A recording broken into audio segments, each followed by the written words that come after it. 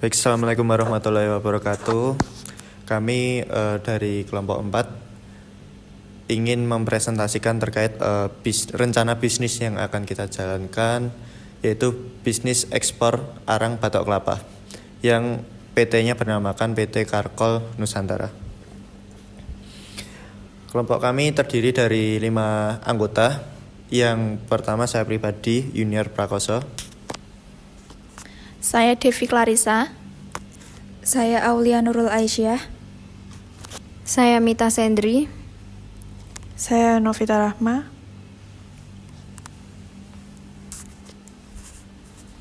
Berikut latar belakang yang akan dijelaskan oleh Mbak Aulia. Yang pertama yaitu latar belakang. Perdagangan internasional adalah kegiatan ekonomi yang melibatkan pertukaran barang, jasa, dan sumber daya antara negara-negara. Kegiatan perdagangan internasional memungkinkan sebuah negara untuk memanfaatkan keunggulan komparatif mereka dan mendapatkan akses atas barang dan jasa yang tidak dapat dihasilkan sendiri. Perdagangan internasional memiliki peran penting untuk pertumbuhan ekonomi karena dengan adanya kegiatan ekspor dan impor, pertumbuhan ekonomi sebuah negara akan menjadi baik. Indonesia memiliki potensi ekspor briket yang cukup besar karena negara ini memiliki pasokan bahan baku yang melimpah. Salah satunya yaitu tanaman kelapa yang banyak tumbuh di wilayah pedesaan. Pemanfaatan tanaman kelapa berorientasi pada daging buah untuk dijadikan minyak dan santan untuk keperluan rumah tangga. Sedangkan hasil sampingnya seperti tempurung kelapa belum banyak dimanfaatkan. Batok atau tempurung kelapa seringkali dibuang begitu saja di pasar-pasar tradisional. Tempurung kelapa bisa sebagai bahan baku mentah untuk diolah menjadi arang. Peluang bisnis briket arang tempurung kelapa di Indonesia sangat besar. Selanjutnya yaitu briket adalah salah satu jenis dari sumber energi terbaru yang sedang diupayakan sebagai alternatif untuk menggantikan bahan bakar dengan efisiensi tinggi dalam menjaga nyala api. Produk briket arang tempurung kelapa sebagai bahan baku setengah jadi yang dapat diolah lagi menjadi produk arang yang inovatif. Bisnis briket arang tempurung kelapa dapat dipilih sebagai alternatif bisnis yang dapat dijalankan dengan mudah.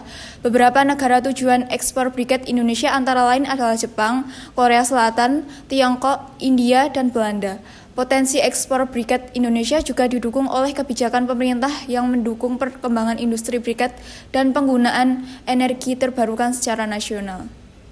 PT Karkol Nusantara merupakan perusahaan yang memproduksi briket arang. Briket arang yang diproduksi dengan memanfaatkan sumber daya yang ada di Indonesia, yaitu limbah tempurung kelapa. PT Karkol Nusantara mengekspor produk tersebut ke negara Jepang. Kemudian tujuan dari usaha ini adalah yang pertama yaitu memenuhi permintaan pasar arang pada Jepang. Yang kedua, mengetahui kelayakan usaha pemanfaatan batok kelapa sebagai briket arang. Dan yang ketiga yaitu meningkatkan efisiensi dalam proses produksi briket termasuk pengelolaan limbah dan sumber daya. Selanjutnya yaitu profil perusahaan dengan nama perusahaan PT Karkol Nusantara, tanggal berdiri 17 Maret 2025, dan alamat perusahaan di Sumberlawang, Sragen. Jenis perusahaan yaitu industri dan produk arang tempurung kelapa. Selanjutnya yaitu visi misi. Visi menjadi eksportir arang terkemuka dari Indonesia ke pasar internasional, khususnya Jepang, dengan produk berkualitas tinggi yang berkelanjutan, ramah lingkungan, dan mendukung pertumbuhan ekonomi global. Misinya yaitu yang pertama menyediakan arang berkualitas tinggi yang dihasilkan dari bahan baku yang berkelanjutan untuk memenuhi kebutuhan pasar Jepang. Yang kedua, mengutamakan praktik produksi yang ramah lingkungan dengan meminimalkan dampak terhadap ekosistem lokal. Yang ketiga, meningkatkan kapasitas produksi melalui inovasi teknologi dan proses yang efisien untuk menjamin pasokan yang konsisten dan tepat waktu. Yang keempat, yaitu membangun kemitraan yang kuat dengan pelanggan di Jepang untuk memastikan kepuasan pelanggan dan hubungan jangka panjang yang saling menguntungkan. Dan selanjutnya, yaitu berperan aktif dalam mendukung keberlanjutan industri arang dengan mendidik masyarakat dan berkolaborasi dengan pihak-pihak terkait dalam menerapkan praktik produksi yang bertanggung jawab.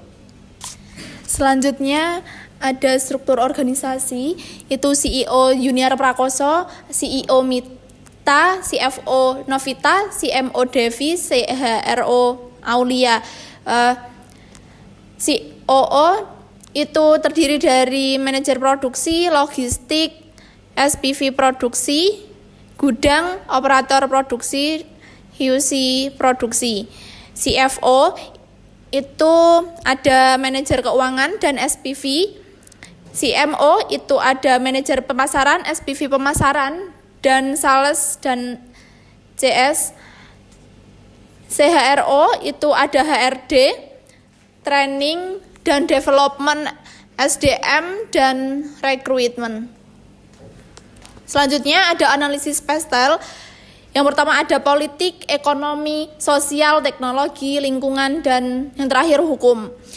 Penjelasan dari politik itu adalah keadaan politik Indonesia dan Jepang dalam kondisi yang baik. Itu titik memiliki perjanjian bilateral dengan Indonesia, yaitu IJEPA dan perjanjian AJCEP dan RCEP. Pemerintahan Jepang sudah menerapkan Fed-in tarif dan Fed-in premium yang berguna untuk memberikan insentif pada investasi energi terbarukan sekaligus mendorong integrasi ke dalam pasar untuk bertujuan mencapai masyarakat yang netral karbon. Yang kedua ada ekonomi, itu Jepang sempat mengalami resesi yang bersamaan dengan perlambatan ekonomi global yang disebabkan oleh COVID-19 yang berakibatkan turunnya PDB hingga minus 4,6% pada tahun 2020.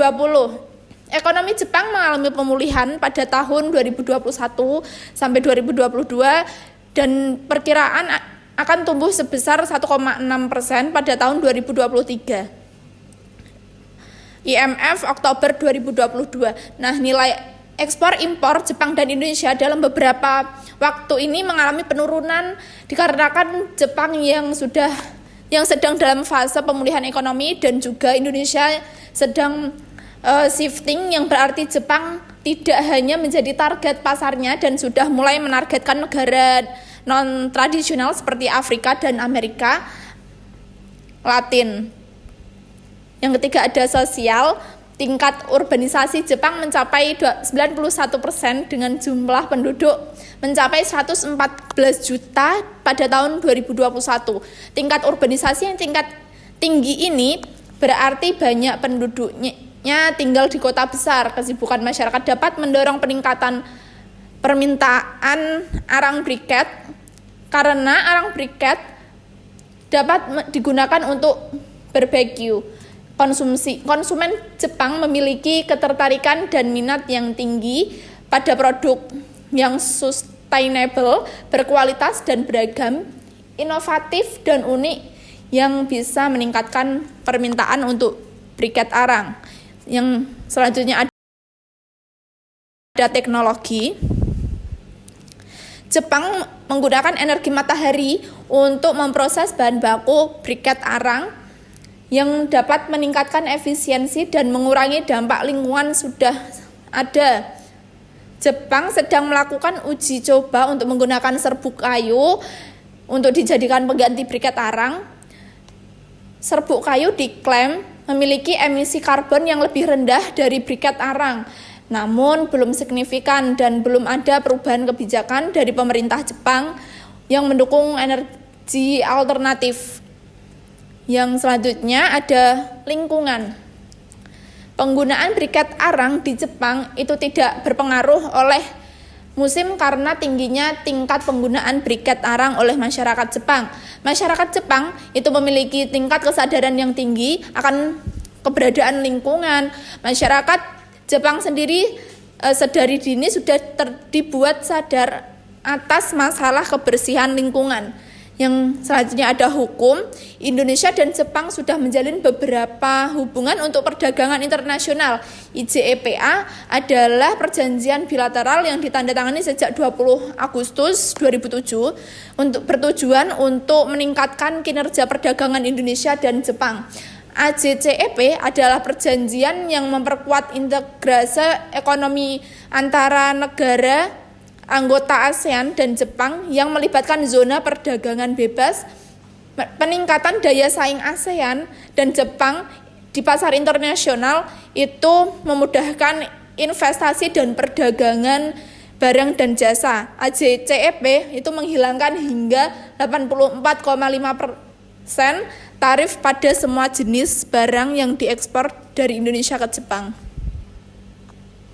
Nah, ini sumber analisa PESTEL, ada 4 sumber. Membahas terkait data kompetitor internasional penjualan arang briket ke Jepang. Yang pertama ada Australia, yang kedua ada Amerika, yang ketiga ada Kanada, yang keempat ada Afrika Selatan. Data tersebut dapat dilihat dari gambar peta di sini. Untuk Australia ini yang paling terbesar ya, yang lebih dari 50%. Merah itu lebih dari 50%. Lalu kita melangkah ke Amerika. Amerika hijau yang berarti kemungkinan ekspor ke Jepangnya berupa arang briket itu 5 hingga 10%. Lanjut Kanada, itu juga sama dengan Amerika, estimasinya di angka 5 hingga 10%. Lanjut Afrika Selatan. Afrika Selatan bernilai kurang lebih 0 sampai 1%. Lanjut. Berikut data kompetitor internasional yang sumbernya dari TradeMap. Yang pertama, kompetitor utama kami yaitu Australia. Tingkat ekspor ke Jepang berupa produk arang briket itu paling tinggi, yaitu hingga menyentuh angka 40 juta. Terus yang kedua kita di negara kita, Indonesia, lalu dilanjut Amerika, dilanjut Kanada, dan yang terakhir adalah Afrika Selatan. Di sini bisa kita lihat bahwasanya Indonesia memiliki peluang untuk masuk ke pasar briket arang. Lanjut. Berikut adalah data akumulasi. Yang pertama ada Australia, seperti data yang di slide sebelumnya. Itu value Jepang mengimpor ke Australia itu senilai di tahun 2023 ya. Berdasarkan sumber TradeMap di tahun 2023 Australia mengekspor senilai 27 juta. Indonesia 5 juta. Terus dilanjut Kanada 3 juta sekian.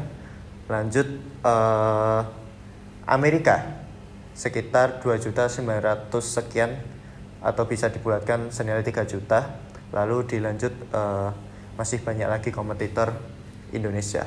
Ini dalam skala keuangan USD dollar. Lanjut. Berikut sumbernya juga masih dari TradeMap. Untuk potensi yang belum terrealisasi terkait arang kayu ini tersisa senilai 33 juta dolar.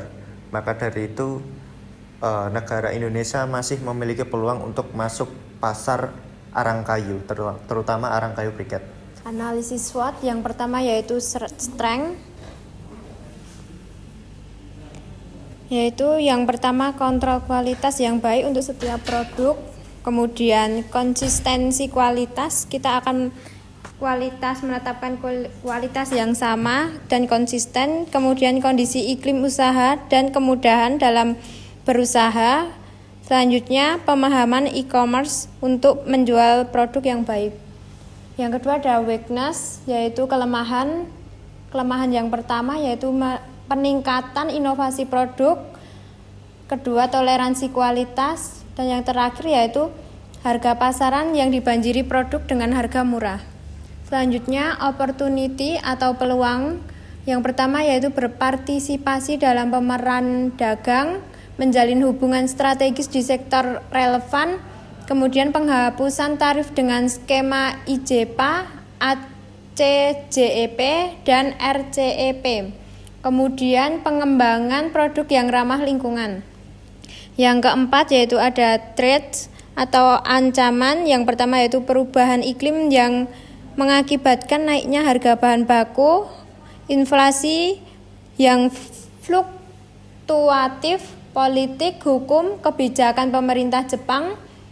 Selanjutnya ada pesaing banting harga, kelesuhan pasar. Selanjutnya ada analisa budaya. Budaya Jepang memiliki hubungan yang erat dengan pengguna arang, terutama dalam konteks sejarah dan tradisi.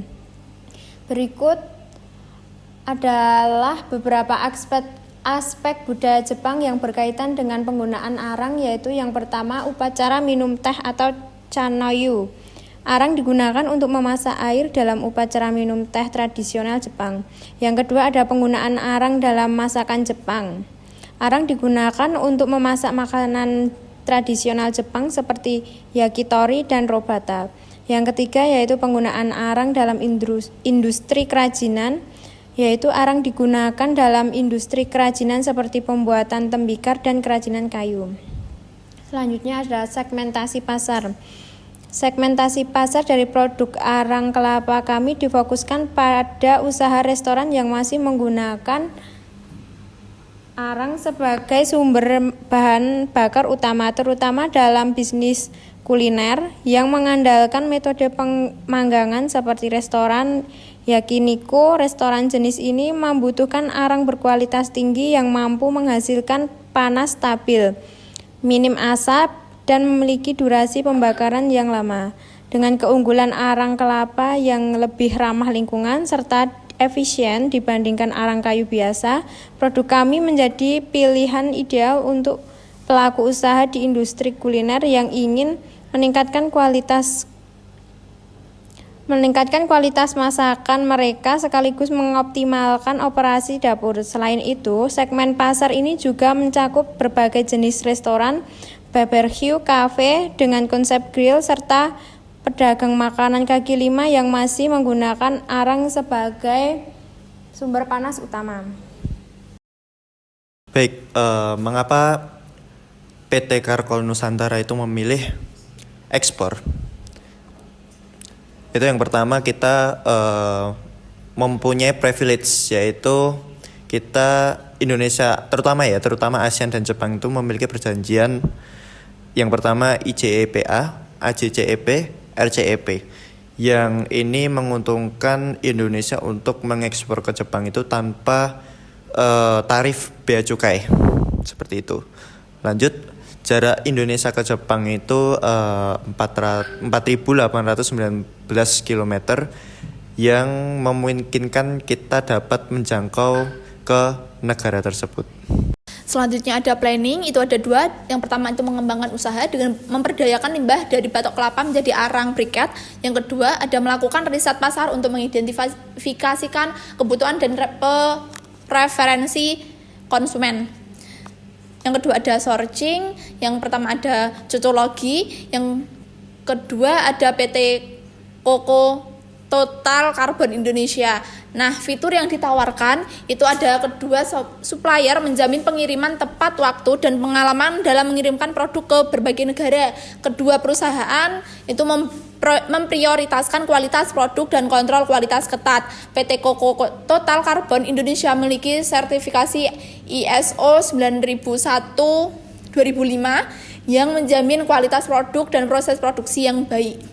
Langkah-langkah pembuatannya itu yang pertama ada pengumpulan batok kelapa, yang kedua pembakaran tertutup, yang ketiga ada penggilingan batok kelapa, yang keempat adalah pencampuran binder seperti tepung, tapioka, yang kelima ada pencetakan briket menggunakan mesin, yang keenam ada pengeringan menggunakan metode dijemur, yang ketujuh ada pengemasan menggunakan karton. Selanjutnya yaitu proses pengiriman ke Jepang. Yang pertama yaitu persiapan produk ekspor, dan yang kedua dokumen ekspor yang harus disiapkan untuk mendukung proses ekspor briket arang batok kelapa ke Jepang. Beberapa dokumen penting yang harus disiapkan yaitu sebagai berikut. Slide selanjutnya. Yang ketiga yaitu proses bea cukai Indonesia. Barang masuk gudang ekspor pelabuhan, submit dokumen PEP di sistem INSW, diterbitkan NPE atau nota pelayanan ekspor, barang bisa dimuat. Selanjutnya yaitu pengiriman ke Jepang, barang dimuat ke kapal, buyer Jepang mendapat salinan dokumen. Untuk proses custom clearance di Jepang. Yang kelima yaitu proses bea cukai di Jepang. Buyer Jepang mengurus import declaration ke kantor bea cukai di Jepang. Barang akan dicek dan diuji jika lolos dapat diambil oleh importir. Dan yang terakhir yaitu distribusi ke customer Jepang. Slide selanjutnya, biaya bea cukai. Berdasarkan gambar tersebut yang bersumber pada situs MacMap dapat dijelaskan biaya bea cukai yaitu 0%. Lalu persyaratan ekspor ke Jepang seperti pada gambar tersebut. Selanjutnya, returning product. Yang pertama, identifikasi masalah mengapa produk bisa dikembalikan. Yang kedua yaitu komunikasi dengan customer Jepang, pemberitahuan return melalui email atau komunikasi lainnya, dan memberikan rincian masalah produk. Yang ketiga yaitu evaluasi masalah, kontrol kualitas. Yang keempat yaitu pengajuan retur. Dan yang kelima, pengembalian barang dari Jepang ke Indonesia. Yang keenam yaitu evaluasi dan penggantian produk jika produk rusak atau tidak sesuai kualitas. Berikut laporan finance untuk PT Karkol Nusantara. Yang pertama untuk capex terdiri dari gudang untuk periode 1 tahun yaitu senilai 40 juta. Kemudian mesin cetak 12 juta, mesin penghancur 15 juta, tungku 2 juta, peralatan kantor 10 juta, kemudian listrik 2 juta dalam periode 1 tahun. Kemudian working capital itu ada pengemasan yaitu senilai 2 juta, batok kelapa 20 juta, biaya asuransi 1 juta dalam periode 1 bulan, gaji 10 juta. Kemudian admin cost itu terdiri dari pendirian dan perizinan itu dalam periode 1 tahun itu 10 juta, training dan development terdiri biaya riset 5 juta dalam 1 tahun, biaya pelatihan 3 juta dalam 1 tahun, kemudian marketing itu terdiri dari website 500.000, iklan billboard itu 1 tahun itu di harga 5 juta, untuk total keseluruhan yaitu di 137.500.000 rupiah.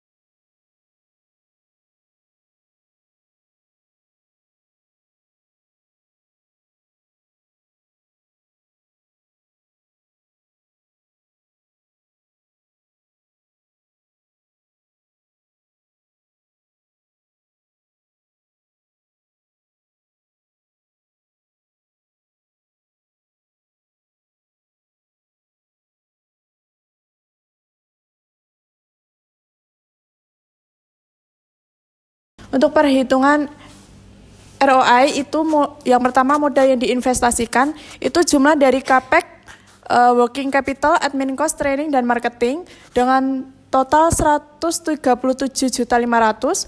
Kemudian total pendapatan yaitu harga per unit dikali jumlah unit yang terjual yaitu 200.000 dikali 1.000 pieces yaitu hasilnya 200 juta.